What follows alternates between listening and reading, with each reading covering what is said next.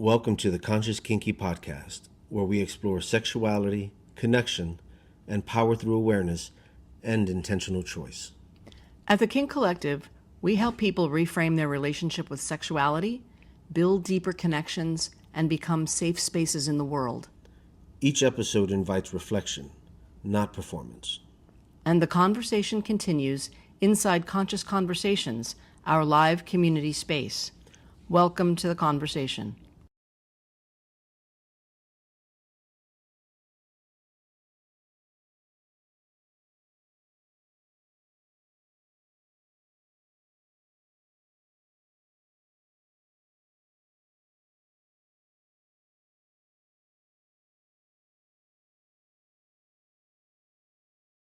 What if I'm sorry is not the repair? What if saying the right words is only the beginning, not the thing that actually rebuilds trust? Because a lot of people apologize when they feel bad. I've been guilty of that. They apologize when they feel ashamed. I've been guilty of that too. They apologize when they want the discomfort to end. But the repair asks for more than words. Repair asks what changed, what did you understand, and what will be different next time. An apology can name the impact, but repair is what changes the pattern. And today we're going to talk about the difference. Welcome to the Conscious Kinky Podcast. I'm Kat. And I'm Joshua. This podcast exists to help people understand themselves more clearly, relate more honestly, and stop repeating patterns they don't fully understand yet. And this month we're beginning month 9. The theme is repair. Unfuck what you fucked up. What happens after awareness? What happens after impact? What happens when we can finally see the pattern? And now we have to choose what we want to do with it. So month 7 was the mirror. We looked at reactions, projections, triggers, and ownership. We asked, what is this showing me about me? Month 8 was impact. We looked at intention versus impact, the energy we bring into the room. We looked at feedback, we looked at defensiveness, and whether we're gonna become safer to be honest with. And now, month 9 asks, what do I do once I can see it? How do I repair? How do I take responsibility? How do I make changed behavior visible? How do I rebuild trust in a way that people can actually feel it? Awareness is powerful. However, awareness without changed behavior can just become performance. This month is about repair as practice, not repair as a perfect apology, or as self-punishment, or not even as begging to be forgiven. It's more along the lines of repair as a commitment to move differently, right? Just try to keep it simple. So the theme for month 9 is awareness means nothing if it does not change how you move. That line matters because a lot of people can explain their patterns. They can name their wounds. They can say, I know why I do that. I know where that comes from. I know I need to work on that. But the people in the relationship with us are not only impacted by what we understand, they're impacted also by what we repeat. Exactly. You can understand your defensiveness and still keep defending. You can understand your avoidance and still keep disappearing. That's just the way I am. You can understand your control patterns and still keep managing people, right? Understanding your fear of vulnerability does nothing to keep you still from withholding the truth. So month 9, we're going to ask, what does repair actually require from me? And today we start with the foundation, repair versus apology. Because an apology can be meaningful. I've given many of them. An apology can matter. I think they do. An apology can open the door. But an apology is not the whole repair. Apology says, I see that something happened. And that matters. Repair says I'm willing to participate in changing what happens next. Myself, I can think of times in my life where I apologized because I felt bad. And I did feel bad. I was sorry. I didn't want to hurt someone. I didn't want to create confusion. I didn't want my impact to land the way it did. But if I'm honest, sometimes my apology was also trying to end the the discomfort. And that's such an honest distinction, because sometimes we apologize because we care, and sometimes we apologize because we can't tolerate someone being hurt by us. Exactly. And those can be mixed together. I might genuinely care about the impact and also want the other person to hurry up and forgive me so I can stop feeling uncomfortable. That's where repair gets deeper, because repair asks, can I stay present with the impact without rushing the other person to feel better? Can I take responsibility for needing immediate reassurance that I'm still good? That has been a big lesson for me in life, because sometimes after apologizing, I wanted the other person to say, it's okay, I understand, you're good to go, without like, I know you didn't mean it.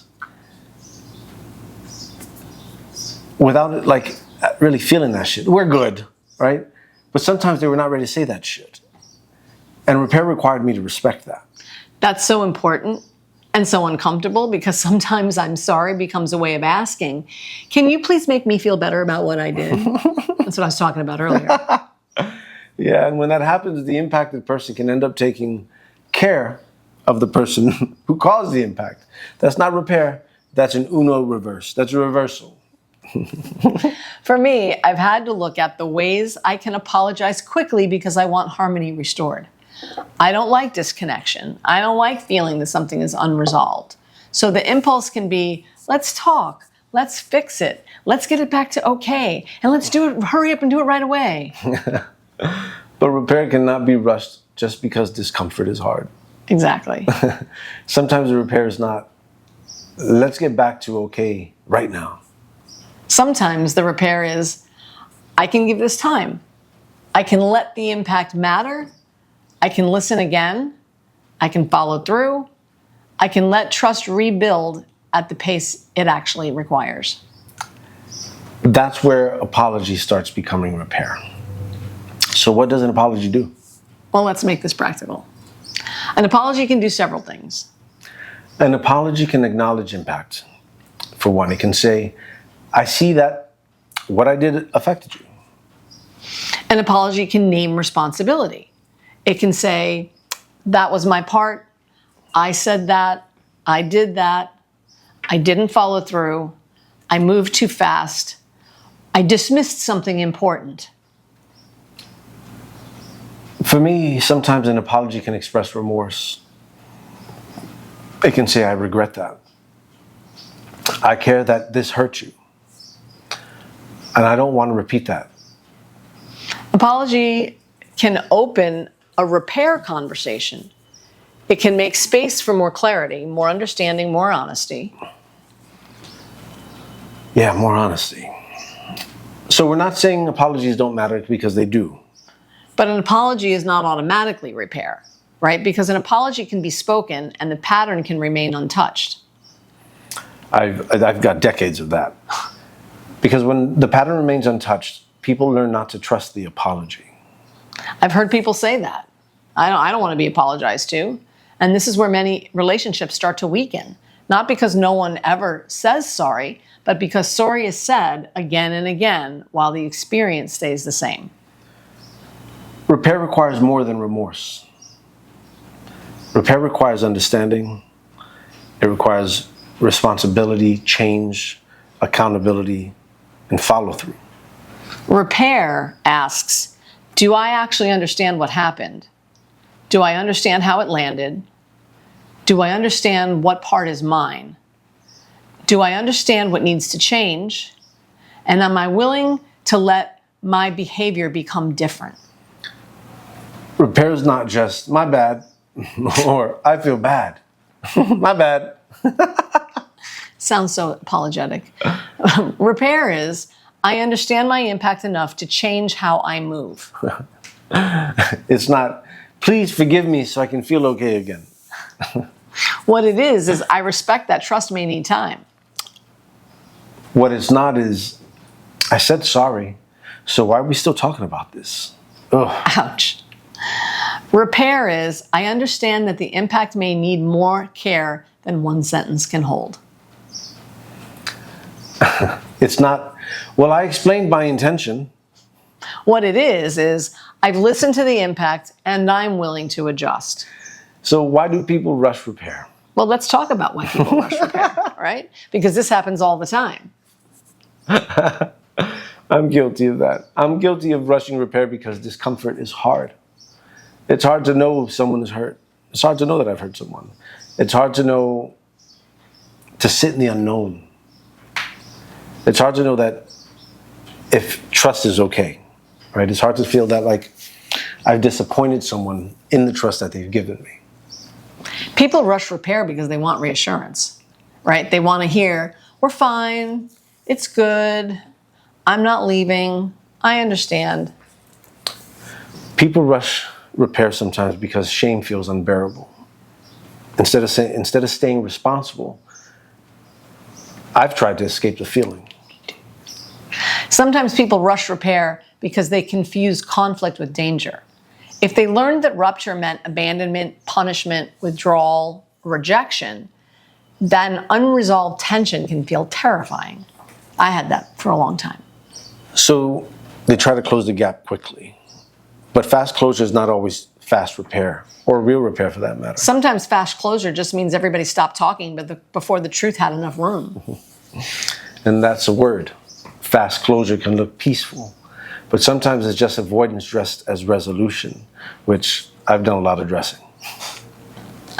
Real repair often moves slower. It gives the impact room to be named. It gives the person harmed room to feel. And it gives the person responsible room to understand. It gives the relationship room to decide what trust will require next. So let's talk about performative repair, what fake repair can look like. Not to shame anyone, because I've been in a lot of these, but so we can recognize it. Fake repair can sound like, I already said I was sorry. What that's meant for me in the past was, I just want this to be over. Fake repair can also sound like, I'm sorry you feel that way. Which often avoids naming what actually happened. I think I'm guilty of that recently. Me too. Sorry. Fake repair can sound like, I didn't mean to. Yeah, which may be true, but it doesn't address how it landed. It doesn't address the impact. Fake repair can sound like, I guess I'm just terrible. That's collapse. That's throwing the towel in. That's collapsing inward, like just letting guilt and shame take over. And collapse pulls focus away from the impact and onto your shame. Right? That's where they have to fix you. Yeah. Fake repair can look like over apologizing, saying sorry repeatedly, but then not changing anything. Yeah. It can also look like asking for forgiveness before the person has had time to process. Fake repair can look like explaining your intention so thoroughly that the other person's experience disappears.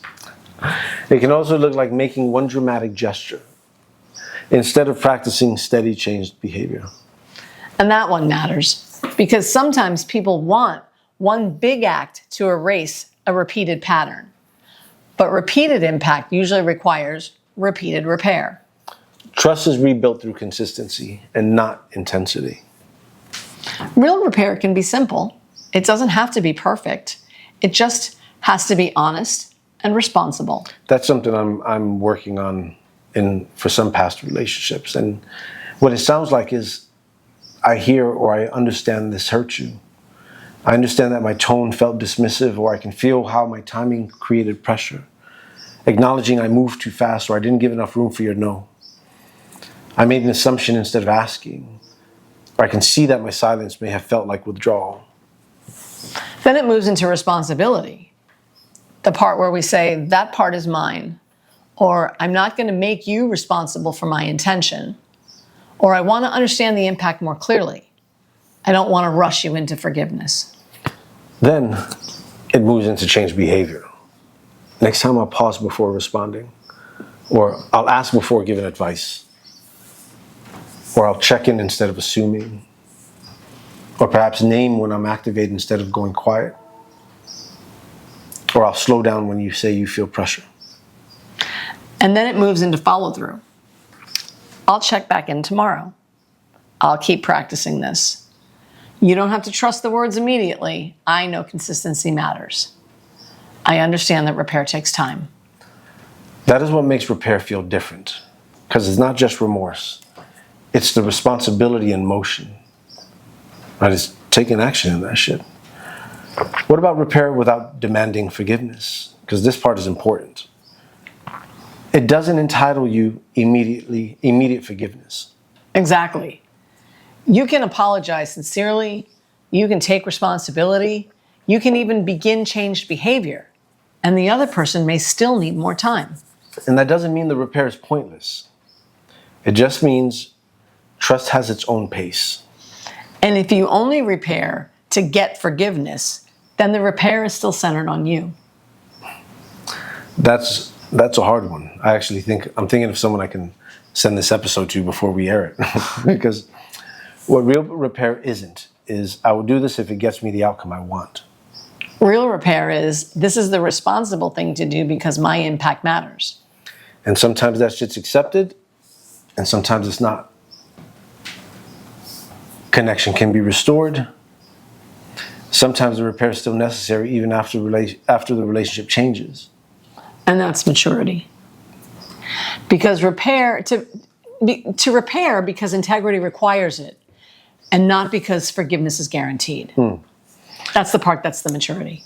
Let's go into the frameworks of ICAVS and MISS. And we're not repeating definitions, but we're going to go into by using them. We're going to start with I for introspection. And introspection asks, what am I actually trying to do when I apologize? Am I trying to repair? Am I trying to find quick forgiveness? Am I trying to stop feeling shame around what the fuck happened?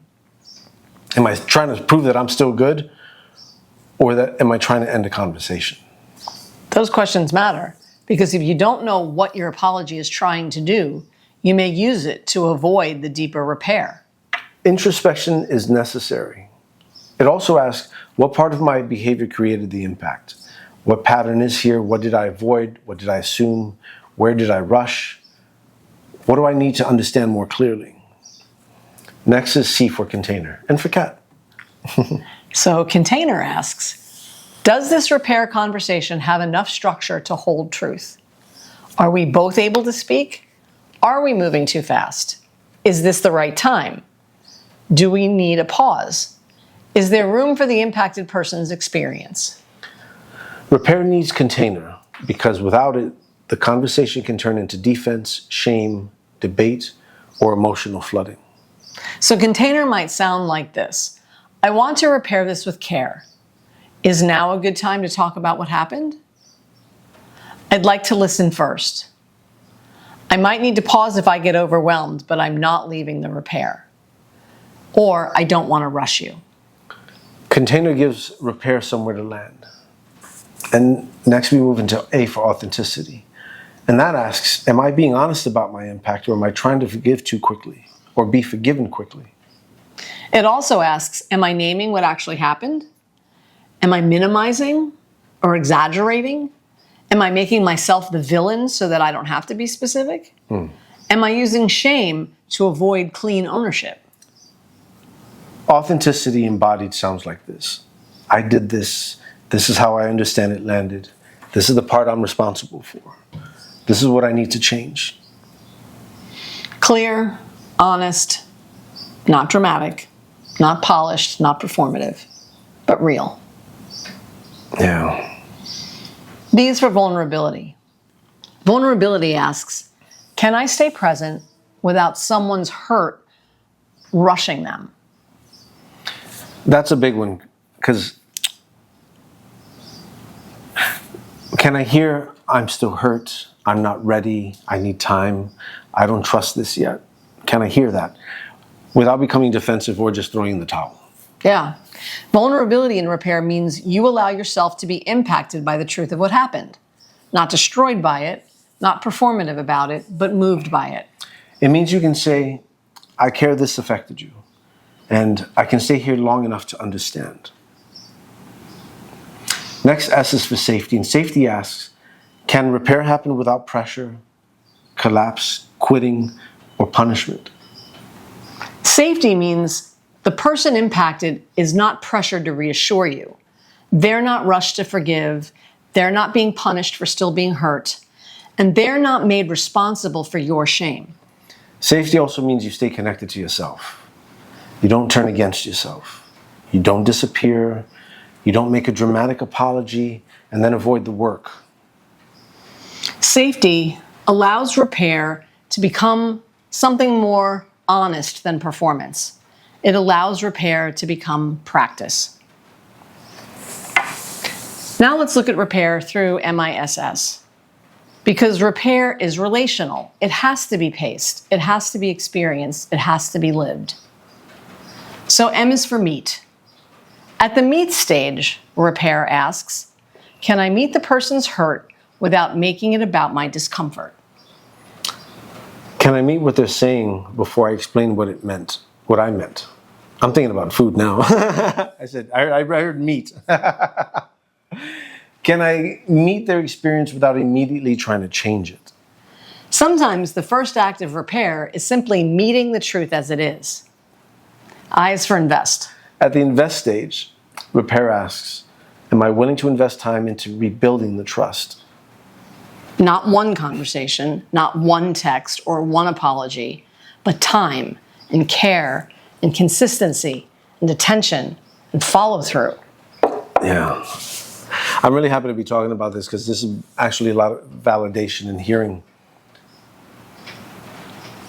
the steps that I've taken with you and in our relationship. And it's like, thank you, Mama. You're doing good.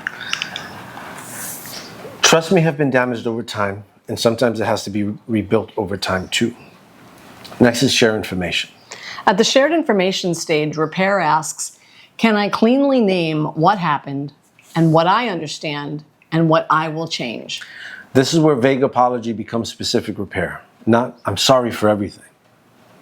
No, instead, you'd say, I'm sorry I interrupted you when you were trying to explain your boundary. I see that it made you feel dismissed. And next time I will pause and ask if you feel heard before responding.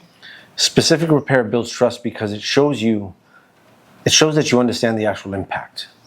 Next is share experience.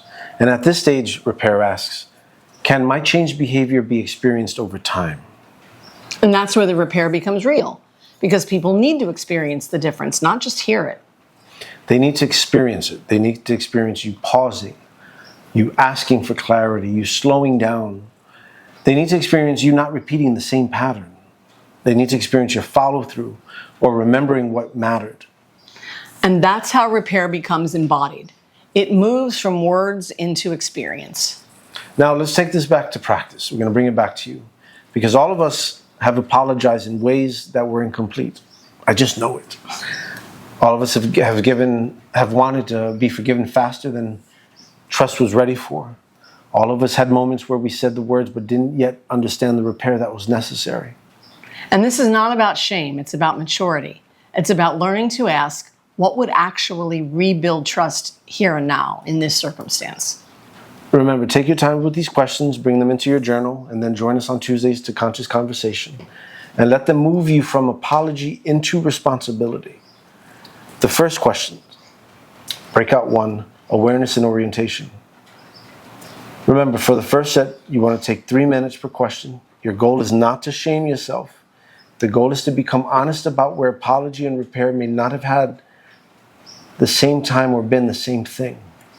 So question 1, where have I treated an apology as full repair? Where have you said I'm sorry, but not fully addressed what needed to change? Where did the words happen, but the pattern stayed the same? In all of my infidelity, in every relationship before you, that's been present. Because I didn't want to face the music. I didn't want to face that I hurt people. So that's what happened. I apologized, but I stayed. Yeah. Doing the same. For the longest time, I felt like if I could figure out, if I could own something enough to even want to apologize for it, I felt like that should be enough. Like I felt like I deserved a pat on the back if I could get to the point where I understood that I did something wrong and I needed to apologize for it. I didn't even understand what repair meant. I didn't understand any of this for a long time. So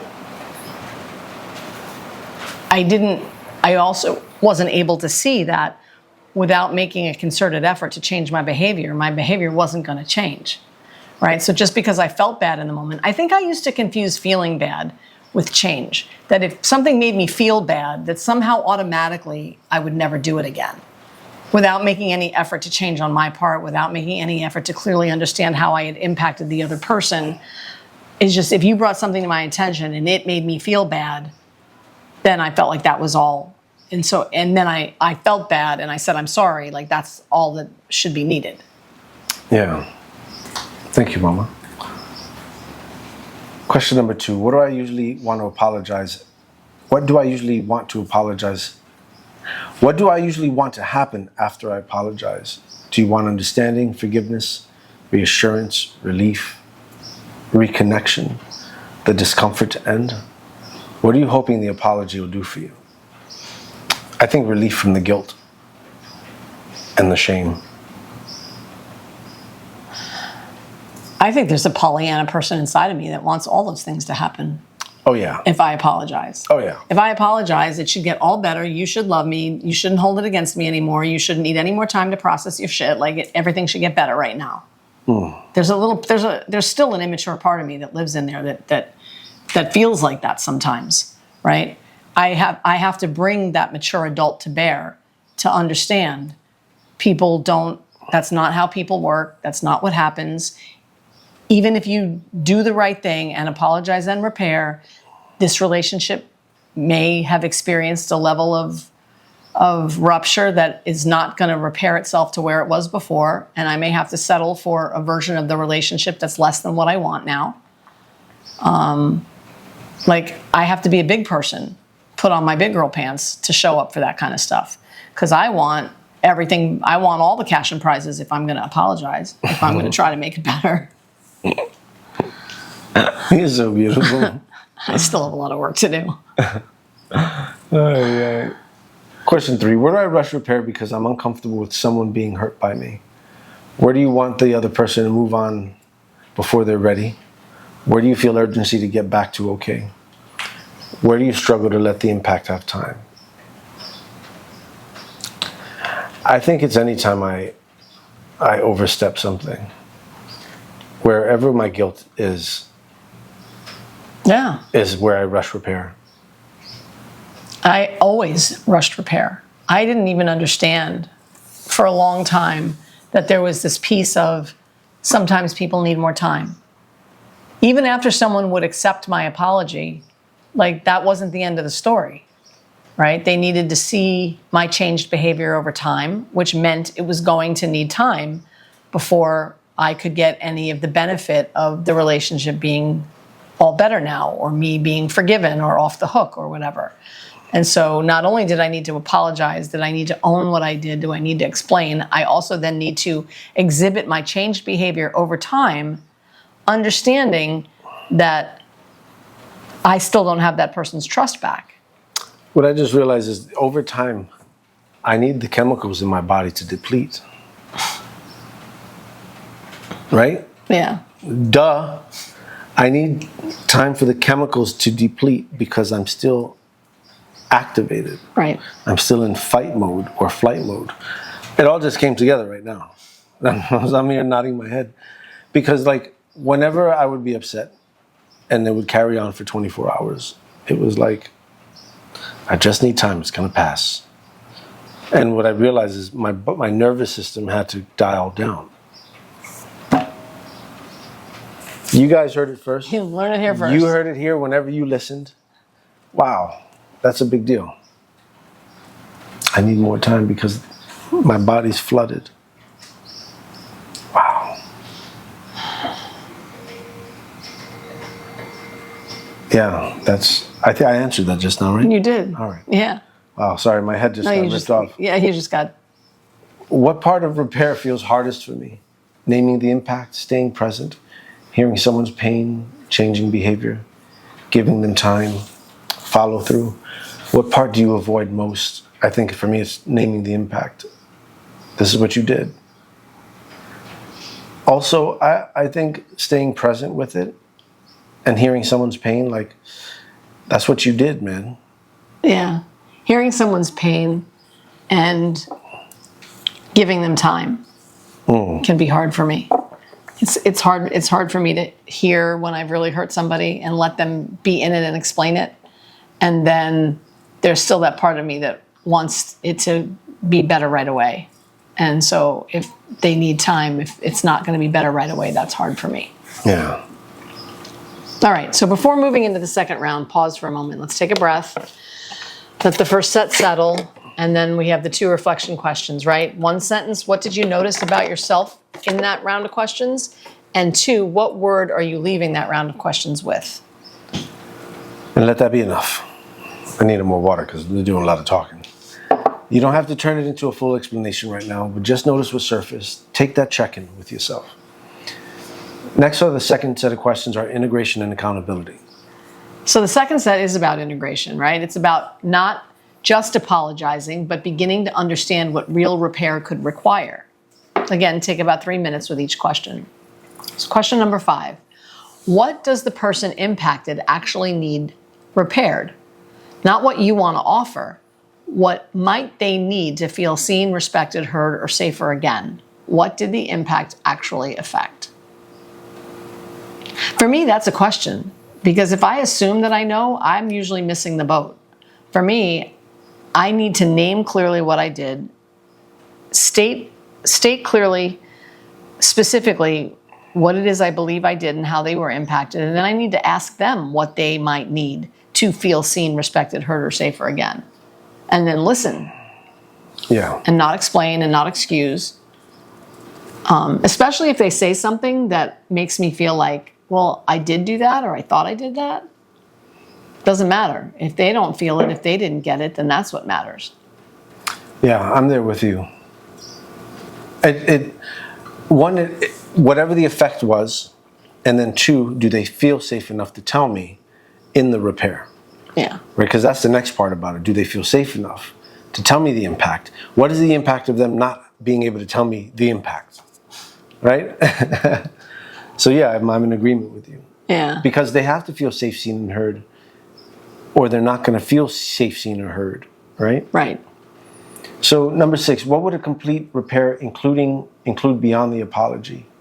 Acknowledgement, change behavior, a boundary, a check-in, restitution, clarity, patience, follow through.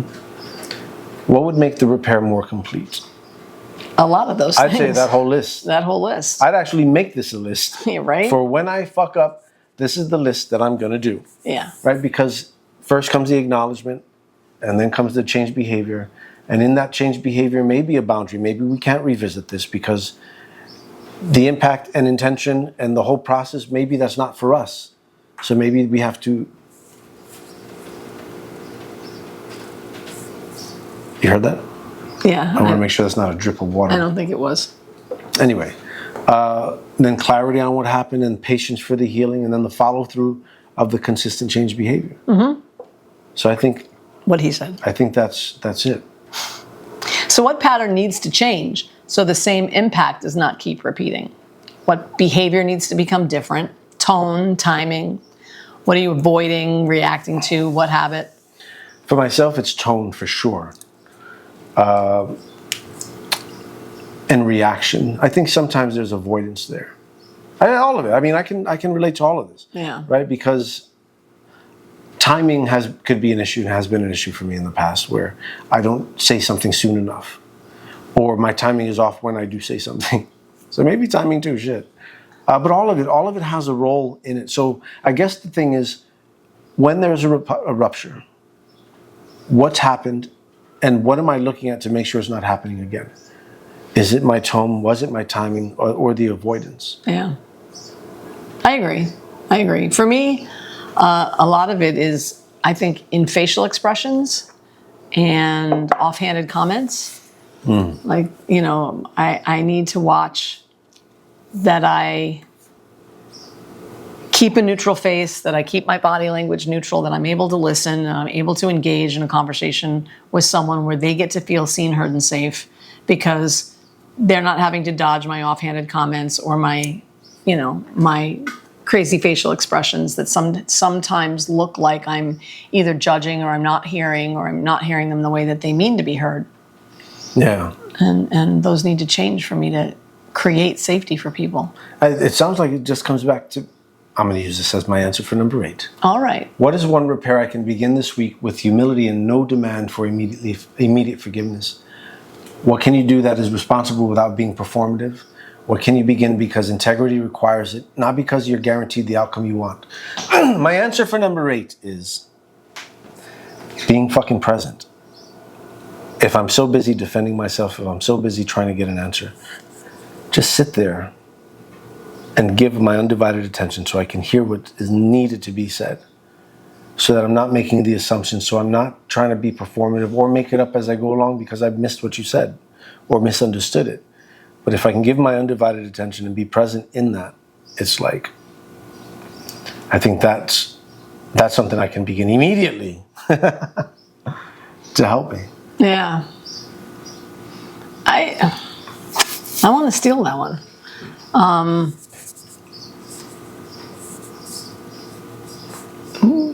I'm trying to think if there's a repair out there, a real live example of a repair that I need to begin. If there's a relationship. I have one. Yeah. I have one, yes. The relationship with my friend that I talked about in the last episode, I could probably start reaching back out a little bit more without expectation of return, without, a demand for immediate forgiveness around, the ways, so that I give him an opportunity to see me execute the repair he spoke of. Yeah. And get to see it over time. And that I could probably start that by initiating contact again myself. Yeah, I have a friend similarly. It's like they bit off more than they could chew, and I wasn't going to support them in their poor choice making. However, I need to close that gap because they're done with their experiment, and it's like I didn't support it. And I couldn't find myself to step up to say, I'm here for you regardless, because the endeavor it wasn't. It was detrimental. Anyway, so that's one I can repair this week. I can work on it. Cool. So let's do our question review. Before we close, let's review what we're going to be chatting up on Conscious Conversations, Month 9, Episode 1, Repair versus Apology. Set number 1, awareness and orientation. Where have I treated an apology as a full repair? 2, what do I usually want to have happen after I apologize? 3, where do I rush repair because I'm uncomfortable with someone being hurt by me? And 4, what part of repair feels hardest for me? The in-between rounds, with one sentence, what did I notice about myself in that first round of questions? And the second one is in one word, what am I leaving those sets of questions with? Set 2, integration and accountability. Number 5, what does the person impacted actually need repaired? 6, what would a complete repair include beyond the apology? Number 7, what pattern needs to change so that the same impact doesn't keep repeating? And 8, what is one repair I can begin this week with humility and no demand for immediate forgiveness? Repair is not about being perfect. It's about becoming responsible. It's about learning how to stay present after impact, how to listen without rushing forgiveness, how to name your part without collapsing into shame, and how to practice change behavior long enough for trust to become believable again. And that's exactly what we practice inside Conscious Conversations every Tuesday night. It's a live guided space where you can reflect and speak. You'll hear yourself, you'll hear others, you'll notice your patterns and practice these questions in real time, all while staying connected to the work long enough for it to actually change something. Conscious Conversation meets every Tuesday night at Zoom at 7 p.m. Eastern. For $30 a month, you get access to that live weekly space, which will be twice a week soon. A place to reflect, practice, and stay connected to the work. And for those who want more support, the Integration Circle gives you the Tuesday conversations plus the added conversations we're about to add, a private WhatsApp group, community, and a live monthly session with us where you can ask questions, process what's coming up, and get support integrating what you're learning. Our new podcast drops every Wednesday on Spotify and YouTube. So each week you'll have the episodes to sit with before bringing the work into the Tuesday night conversation. An apology can open the door. But repair is what walks through it. An apology says, I see something happened. Repair says, I'm willing to change how I move. So instead of only asking, did I say sorry? Try asking this. What would actually rebuild trust here? That question can change the way you repair. And it can change the way people experience your growth. Next week, we continue month 9 by talking about responsibility without shame. How to own your part without turning against yourself. Because if responsibility becomes self-attack, you will either collapse or avoid accountability altogether. So next week we'll ask, can I take responsibility cleanly? Can I own my part without making everything my fault? Can I stay present with my impact without disappearing into shame? So that's where we're going next. New podcasts are released every Wednesday, and the work continues inside Conscious Conversations every Tuesday at 7 p.m. Eastern Time. On Zoom. See you there. We'll see you there.